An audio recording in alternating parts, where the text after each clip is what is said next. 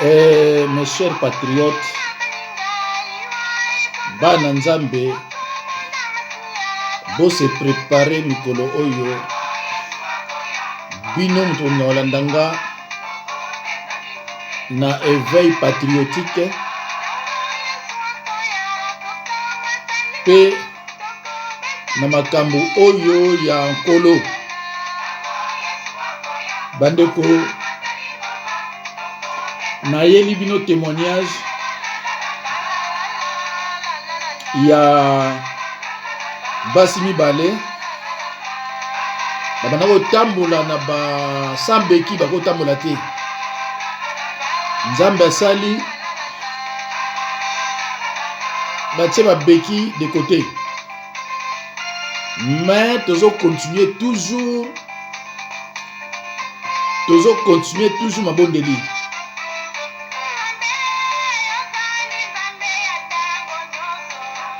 Makambo nazolo bana bino bandeko na ngai esali 1 mois et demi. Tango monaki bato bazo salir nga wana nga naza na kati ya mabondeli, naza kobunda po na bavi ya bandeko na kati na nkolo. Ce n'est pas pour rien babulisa ngai. Parmi bino bamusu bozomona nga bien te, mais batu oyo baservaka Satan bango bamona nga bien koleka bino. Voilà. Alors bandeko na ngai, dernièrement nazalaki na mama moko aute kobeanga, abenga mba liboso abi papa vraiment ngaza na besoin na yo. Nabi bon mama tosola mukomso naza trop occupé, parce que ezala na mama mususu so naza trop occupé, moi même akosola na muto ya te neti lelo naza penza dépassé. Deuxième fois maman na benga, bon ça va, je t'appellerai prochainement pour na fixer au rendez-vous. Alors mukomso abenga na tuni na âge ni mama ara ba 70 et quelques, ba 71 72. Na bon il y a qu'à tel jour où on a kunanga, mais avant olongwa il faut bien libosonga ngai mutu na kopesa yo adresse soko lingi kolongwa, mais avant na kopesa yo ba coordonnées te. Na bine bon ma sœur tokuta na lobby na 16h. Maman na bongami, mais malheureusement 15h et mettilenga na Orléans na province. Na bengi nga mama pesa nga ba coordonnées ko se déplacer te nga mutu ko mapa na yo, parce que le rendez-vous est prévu à 16h, mais 16h na ko koma te et za bien te. Donc na ba retard wana na ningo se préparer déjà avant. Moi je vais me déplacer na ya tipa na yo pesa nga ba coordonnées na GPS. Maman na tini na ba coordonnées na ye na zui na ke banda pepa nanga tipa na ye eza moins de 20 minutes ya ibakite na komi. Bon baza na place moko pona ko kotisa mutuka batiaka eloko moko boye bato poto mutu ayebi yango emataka, foza na bip, foza na neloko yo okokotela kuna. Na bengi mama lui bon papa zela na ya kuna kofongola yo. Ma soeur, mes frères et sœurs bien-aimés en Christ, j'ai été surpris. Yakomona maman zo fongola porte na beki. Tango afongolinga na fongoli porte ya voiture koti toketi pa to gare na skati ya klona bangwana. Na ibisi mama yo ngako yapa nanga boy na beki abiwi. Mama bosala boyete soki yo za na eta ya boye là, je préfère que je me déplace. Que yo na boye, o que no kota bis, o kita, o matana, na ndenge na mona otambola boye ma sœur. Maman, ça va être prochainement. Oh, papa, yo, ça m'a tout non, faut pas me dire ça. Donc, nandako, ya maman, na bondeli, ah, maman, c'est peli, abi papa, naka yo, nzamba zo tali sanga ke yo ko sala penza ma campagne ngai. Na ebisi maman, ce que nous prononçons, nous créons. Nous avons cette possibilité de créer aussi la victoire. Lokola yo fois na yo et le biki songa na yo bika mama ekosala mapende wana. Na bondeli après na ke. Mama ozaka mamuke na liloba. Oyebi kosambela bien na yebi kosambela. D'accord. Allez, okota na enseignement, obenga na telle heure, okuta batu ba bondelaka, batu batanga la Bible, moko pe peut-être na koloba no sambela na yeba na mona mamuke ne osambela. Otinda moto mama na tinda moto ngabi a partir ya loso lokolo moni otinda so bandoki moto tete yokani kotinda so bandoki moto te sozo tinda bandoki moto ozo sala vengeance. Alors vengeance nzambe zo encourager vengeance te la Bible. Après tu ko sala musala na ke ko bondela supa na ye mama na komi esengo voiture na ye kina ko vanda supa ya nani. Na maman demandé voiture na yo ya. Et ya pa na yo vanda pa na yo. Voiture ne ye ti a démarrer ngo. Nzambe. Bande ko ngai. Bible le na biso boye na Philippiens 4:6. Ne vous inquiétez de rien, mais en toutes choses faites connaître vos besoins à Dieu par des prières et des supplications avec des actions de grâce. Bandeko, landaka matea nanga otiaka mo basigné. Na lobaka na bino ke na verset oyo zo expliquer biso ke prière ezelo mususu, supplication pesa lo mususu. Supplication eza prière te. Mais na mwana expliquer ngo sualité bata ezala penza muke na expliquer ngo déjà na matea mo na tia thème na ngo pesa laka ne vous inquiétez de rien, mais en toutes choses faites connaître vos besoins à Dieu par des prières et des supplications et avec des actions de grâce. Thème na mozala ki yangwana. Nabi mama lata bongama na koya ko zoyo oya omona pa na vandaka. Yaka na clé voiture na yo. Bandeko, il faut que vous ayez déterminé, il faut que vous ayez la foi. Que nous avons 75 ans, nous avons 74 ans, nous avons et tout est possible. Na ke na gare ngai mo mama to kutara pa voiture no yali. Mama zo kita bandeko na ngai sambeki. Mama bandoya sambeki aseki. Na mama kota na voiture pousse. Ah tenga na pousse na ngatenga bino. To yo o mona pa nga na vanda kalelo mais yo muto pousse ngai te. Likamna zo le bana bino eleki na banzi 1 mois et demi ou bien 1 mois kaka. Ngai mama na musana nzambe sala onga zo bana yo. Ko bana nga note sala o makolonga bikota maser. Mama koti to matina voiture ti to yepa nanga. Na mama moni immeuble nga vanda ka omoni yango bia yango yo ali tukuna no toke siko to zonga ndako to bani ko zonga to komi quelque part magasin moko ezala ikwana ai papa ngai mai si na ndako fona suma mai na ko mimaka moko po ba pekisa ngai na biloko ya kilo ngai masenga ko sumlo 4 na mibilongo ayo te papa mama koti na magasin wana asombi pake moko ya mai. Apesi mbongo après na zui pake wana na tilie na coffre fort na coffre sima. Tomati azokumba ti to komi wa. Tango to komi abio papa na kotika pake yango wa bano yo bayaka ko edenga na misala o leta pesanga bongo baya ko mimilanga o. Oh. Masero ona ko kamanga.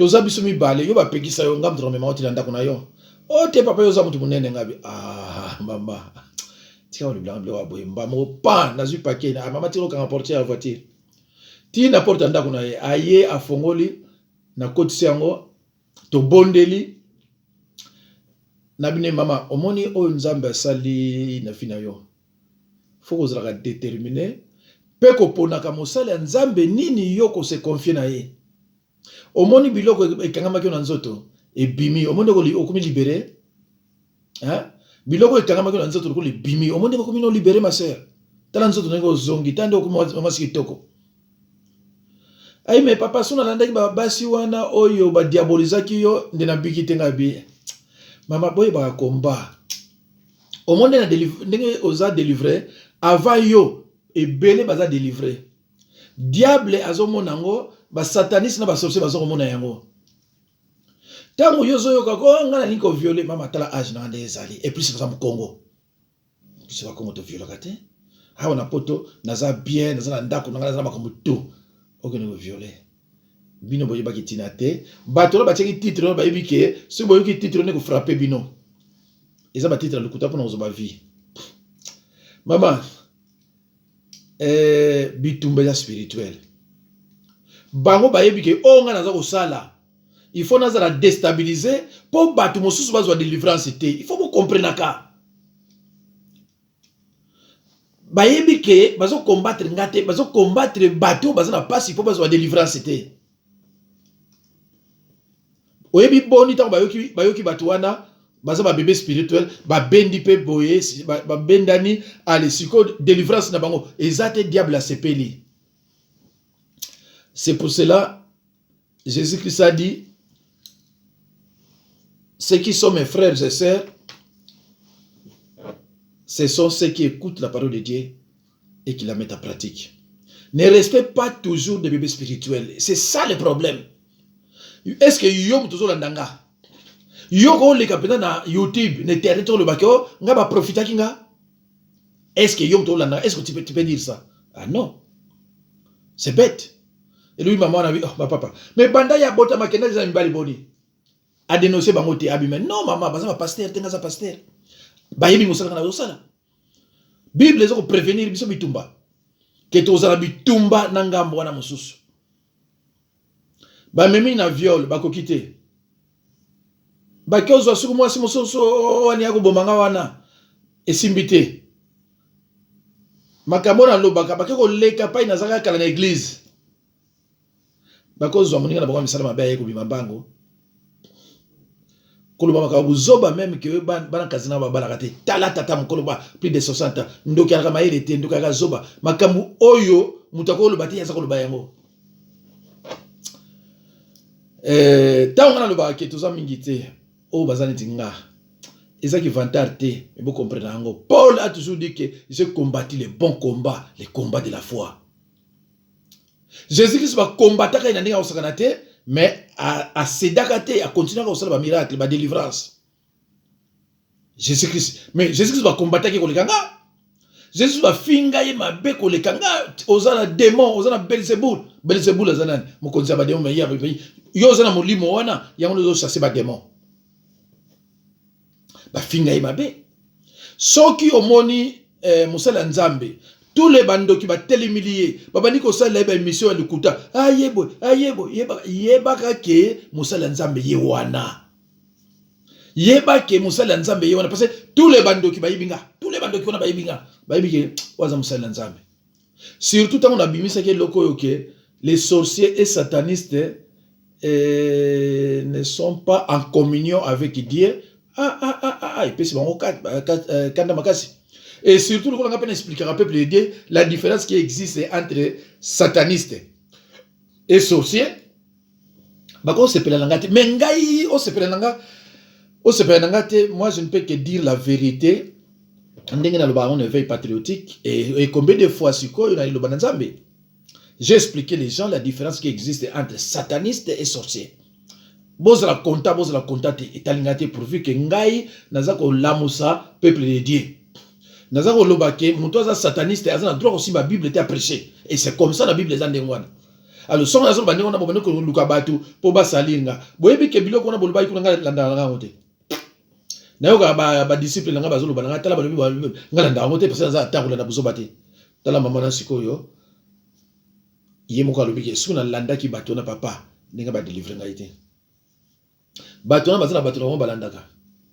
Alors tozo kota sikoyo na mama ya mibale parce que tangu na longwe pa na ye na kendaki na Bruxelles pa ya Kasayene, une femme Kasayene na komi kuna sur na quartier au soki mbeleke soki nini wana na komi kuna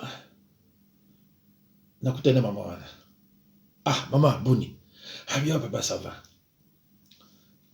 to soli nga to ko da chambre na pa ibitumba elaka de la chambre, tout sololi, na se préparer qui est déjà vana kende tout ça, abi papa ta la photo oyo, na na photo ngo atangi sa alakisa inga ngo mais na ko balancer ngo te pour peut-être on suba ta la photo ngo ba oya ko reconnaître ye.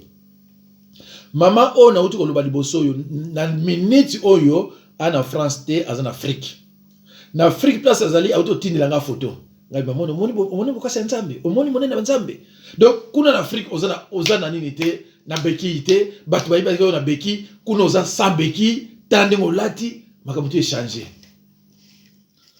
na yebite so ko zonga semaine tuzobanda voilà monene nzambe alors ndeni ba combattre ngai te ndenge ni ba combattre ngai te na zasko na Belgique na Bruxelles to soluna mama ebele na bondeli pona ye tout ça ngai mama na ye awa pona na salut imposition de main. Bible lobi nous imposerons les mains aux malades et les malades trouveront la guérison. Et loko moni na yeli awa ta na ko ipasi na yo na che loboko. Na che loboko. Na zongi. Ta una zongi na bina mama kota enseignement na ko aider yo ser muso na brisonga na bingo te ser muso brisa na kotso na enseignement soki te batu muso bazali ba kotsa yo. Mes chers frères et sœurs, je reprends. La Bible dit dans Philippiens 4 et 6, ne vous inquiétez de rien, mais en toute chose, faites connaître vos besoins à Dieu par des prières et des supplications, mais avec des actions de grâce. Il faut dire toujours merci à Dieu. Il faut toujours dire ça. Je reprends. Ne vous inquiétez de rien, mais en toute chose, faites connaître vos besoins à Dieu par des prières et des supplications. Toujours au pluriel, hein? Et des supplications avec des actions de grâce. Toye lisusu na Psaume 37, 5. Psaume 37, 5, balobinini. Recommande ton sort à l'Éternel, mets en lui ta confiance et il agira. Psaume 37, 5, le biboye. Recommande ton sort à l'Éternel. Mets en lui ta confiance et il agira. Mes chers frères et sœurs dans le Seigneur, on va dégager trois points. D'abord, recommande ton sort à l'Éternel. Ça, c'est 1. 2. Mets en lui ta confiance et il agira. Mes chers frères et sœurs dans le Seigneur, nous servons un Dieu juste qui écoute et qui répond aussi. La solution se trouve dans la prière. La Bible dit tout est sanctifié par la parole et par la prière. Dans Josué 1, 7 à 8, que ce livre de la loi ne s'éloigne point de ta bouche. Et dans 1 Thessaloniciens 5, 17, le bami de prier sans cesse. Mes chers frères et sœurs, dans le Seigneur, les circonstances n'obéissent pas à celui qui plaire, mais à celui qui parle, à celui qui prie. La solution se trouve dans la prière. Neko, ko se décourage à côté. Quel que soit combat, le combat est spirituel. Il est aussi physique. Même si tu n'as rien fait, le combat est là. Même au sein de l'autre côté, ils vont toujours te combattre. Royaume à ténèbres, Zandengwana. Mais quelle que soit la tribulation, garde ta foi. Garde ta foi. Bandeko nangai. Pona bato yo oyo bazalaka soki ndoki auti libanda aye alobi yo baby. Tota na loko mona 1 Corinthiens boto continuer 1 Corinthiens 13:11. 1 Corinthiens 13:11. Ndeko nangai. Na babilo loko moko. Bandoki. Baby ke bino banga bango. C'est pour cela ceux qui vont combattre le mutu oya bino, ozo délivrer bino. Et loko libiso ah zandoki azaboye. Pona nini po ba yebi ke bino banga bandoki. Eza mawa mingi. Na famille na yo bandoki ba ali. Na ba immeuble ofani bandoki ba ali. Pa yo kene na muziki bandoki ba ali. Mibali yo zo ya bandoki ba ali. Partout ça t'a organisé. Ba nani bandoki na ba sataniste ba yebi ke bino banga bandoki. Alors, tant que vous êtes croyant, vous êtes bandoki, mais c'est grave. Tant que vous êtes bandoki, vous êtes bandoki, vous êtes sakana, vous êtes belé. Si vous êtes bandoki, vous êtes ah, pasteur, on est teyaka, na moni mta oidenga. Tant que vous êtes bandoki, vous êtes bandoki, vous êtes allé. Tant que vous êtes diabolisé. Tant que vous êtes diabolisé, vous êtes bah c'est qui va bien au monde des ozu bango, ba banga mi bandoki. Alors, dans autant que les 1 Corinthiens 13:11, yokande balobi. Je lis au nom de Jésus-Christ. Lorsque j'étais enfant, je parlais comme un enfant. Je pensais comme un enfant. Je raisonnais comme un enfant. Lorsque je suis devenu homme, j'ai fait disparaître ce qui était de l'enfant. D'accord. Au commun déjà mon colo, il faut faire disparaître. Surtout, yo un croyant né de nouveau. Par définition, un chrétien, c'est un croyant né de nouveau. Mais yo croyant né de nouveau, pourquoi? Yem to banga yo banga ipo ba lui kombo ya ndoki et pesio panique. Allez, délivrance na osiko raté. Siko yo poko no kuta na passer netinga et comme un problème. Ndeko soko lingo ba valeur nanga. Je ne me glorifie pas parce que bino et la raison dans la vérité, mon commissaire orgueil tout ça. Bon, voilà, les amis chanson bandoki. Bon, on a raconté. Ce qu'on va valer nanga. Kota kana mate nanga. Landa mate, mutu nyonso o landa mate nanga. Ce qu'on silisi azora quelque chose. Landa mate nanga na YouTube. Comparé ba mate yo landa na YouTube. Soko omona 4 ou 5 personnes bateya kanetinga. Soko omona bango benga ngo pesanga ba komona bango. Soko okutana ba serviteur de Dieu na YouTube je précise. O bateya ba chama na ba YouTube. Okutana na 5 o bateya kanetinga. Ngana ko yipso déjà avance bazate. So amino bazate. Parce que ce que le benga bazali, soko pesinga na bimisilo ba faute.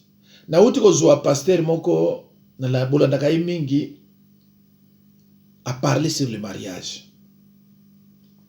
Et puis c'est un passé. Vous avez combien de vies? Au moins 135 000 vies. Ah! La bien nzambe peuple na bobungi. Peuple na bobungi. Mais na ko rappeler mikolo zoya. Pona yebisa yeke soki ayebi rien. Atika. Ndeko na lobino leko moko. Soko moni mutolo ba makoma nzambe na YouTube. Soko moni aleki ba 50 000 vies, c'est un sataniste. Mutu azote ya malamu. Pour les 30 000 vies na makomanzambe non, sata ko tikata wana te faut ba combattre. Faut pas freiner makambo na yo oyo te ya kitoko bato batala yango te. Tala kaka moto soki aye kosala témoignage ya sorcellerie oyebi ezala na bavi boni. Et tala sikoyo oye kote ya le péché ses conséquences oyebi ozwa bavi boni bazolanda moto aza na sorcellerie ezolakisaka bana nzambe bazaka panike makasi pa ya sorcellerie pa ya basorcier koleka coronavirus. Soki moto ayeka alobi kaka ke boyebi même apôtre moko akenda kobala sataniste bayebi ke à travers sataniste wana nde basala makambo bien parce que bato bakendeke mingi pa ya bato bauti na monde ya ténèbres. Quelle ignorance. Je vous ai dit toujours que, à titre de rappel, les Écritures annoncent clairement que le peuple de Dieu souffrira et sera amené en captivité s'il persiste dans l'ignorance et dans le péché. Cela se confirme dans Osée 4:6. Mon peuple est détruit parce qu'il lui manque la connaissance. On parle de quelle connaissance? De la connaissance biblique. Mes chers frères et sœurs dans le Seigneur, ce verset ne dit pas que mon peuple est détruit à cause des sorciers et satanistes, mais uniquement par manque de connaissance. Deko, lilobeza kitoko aso lingiao. Soko lingi liloba, au moins plaisir makasi. Mais ma pasteur net nga pa oteya. N'Europe. Je précise dans le but que en France n'Europe, tous amingité. C'est une vérité, tous amingité vérité. Alors ma décotation à Bruxelles. Maman na azako landa mateya tout ça, nazo bondira pona yetu. Moko so benga. Ai papa makolo sanga pasi. Ngabi ni lisusu. Oh papa na mataki ba métro tout ça na kendaki. Oh. O mataki ba métro? Ambulance te habité. Na kendana beki na ngame na métro ba métro. Na bine oyebi laksini. Ngabi elakisi victoire munene ba mezo ya. Donc mama komi oli ambulance ya kozwaka ye azu beki na ye ake ya mati ba métro po azongi. Na poko nango benga bio papa ta on ko pesa offrande bato bakamo na église na ko pesa offrande ya ko telema ngamo sa beki ya ko telema yo mo sa beku ya Nzambe nangai nabi c'est très bien sikoyo azo ko kota na ba métro sa beki. C'est pour cela, mes chers frères et sœurs, bilo comme ça, on maladie et kangyo dans zoto, au confessant na yote, mais non. Évitez de prononcer des paroles négatives. Ce que nous prononçons, nous créons. Toute parole que nous prononçons a un effet. Parce que monsieur Zéila Rabino na maloba o ezo bimaka na minoko na bino et créer bino pe pas problème. Évitez de prononcer des paroles négatives. Il faut toujours avoir la foi, quelle que soit la tribulation. Ngala kanga ba faux pasteur ndengeni. So e pana ngolo bio papa na saki délivrance na otuno ba délivrer ko ndengeni. Tant aussi ça va ko ba ngabi pasteur on komone nani. Oh boy na bimba mo na ibi déjà qui est un faux pasteur. Quand on a délivré, on a déjà qu'il y a un faux pasteur. On m'a dit. Alors, tout temps à confesser ma péché naïe, suivi d'une repentance sincère. Biloko wane tikio. Kasi o termina yote. O termina. Mais biloko wana tango kangio toujours na nzoto. Ibano nyonga yo. Oza toujours na passe. C'est pour cela. Yom tozo landangai. Tangana Romains 7, 14 à 24. Romains 7, 14 à 24. 23 ou bien 24. Entre les deux, 23 ou bien 24. Nous sommes balés place au soukile ya malamuka. Ndeko nangai.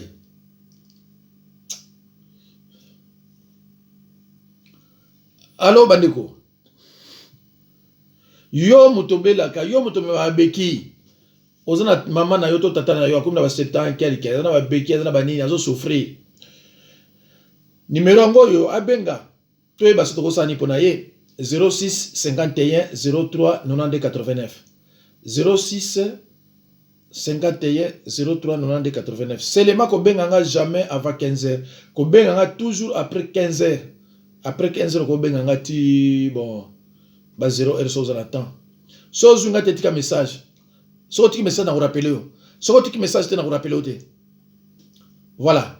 Alors bandeko nangai na banzi bomoni boyoki ndenge mama ya France azaki na beki lelo yo azana ngote azotambola na ndenge ya malamu.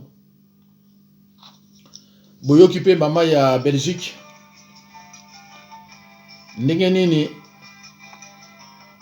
abandi kotambola sambeki toza kokende malembe nzambe azosala bandeko babolingo frères et sœurs bien-aimés en Christ. Nzambe apambola bino toza toujours elongo bo se décourager te to repousser batu oyo baza ko agresser biso, batu oyo balingi bazo ba délivrance te, batu oyo bapumbwaka na butu, batu oyo bazo monisa batu pasi. Alo bandeko na ngai na banzi témoignage oyo, témoignage sur la délivrance des deux dames qui ont mis de côté leur béquille. Totangi na Philippiens 4:6. Totangi pe na Psaume 37:5. Allô bandeko. Totikeleka na quelques secondes. Je suis au 06. Non. 33 651 03 92 89. 33 651 03 92 89. Nzambe apambola bino. Bato yo baza connecté pananga na makambo Nzambe bozala connecté fleuve ya liloba semaine mobimbo yo